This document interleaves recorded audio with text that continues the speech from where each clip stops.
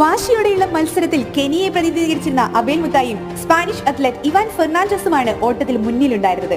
Finishing പോയിന്റിന്റെ അടയാളം തിരിച്ചറിയുന്നതിനുള്ള ആശയക്കുഴപ്പം കാരണം താൻ ഒന്നാമതെത്തിക്കഴിഞ്ഞു എന്ന ധാരണയാൽ അബേൽ ഫിനിഷിംഗ് പോയിന്റിന് മുൻപായി ഓട്ടം അവസാനിപ്പിച്ചു. എന്നാൽ തൊട്ടുപിന്നിൽ ഓടി വരുന്ന സ്പാനിഷ് അത്ലറ്റ് ഇവാൻ ഫെർണാണ്ടസിന് കാര്യം പിടികിട്ടി. അദ്ദേഹം ആ കെനിയൻ താരത്തിനോട് ഫിനിഷിംഗ് ലൈൻ എത്തിയിട്ടില്ലെന്നും ഓട്ടം തുടരണമെന്നും ഉറക്കെ വിളിച്ചു പറഞ്ഞു.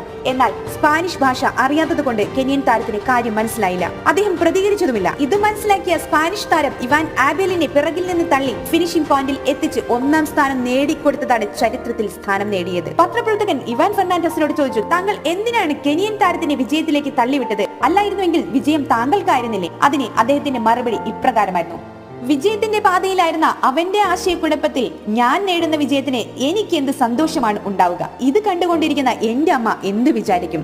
ജീവിതത്തിൽ സത്യസന്ധതയും വിശ്വസ്തതയും അടിയറവ് പറയരുതെന്ന്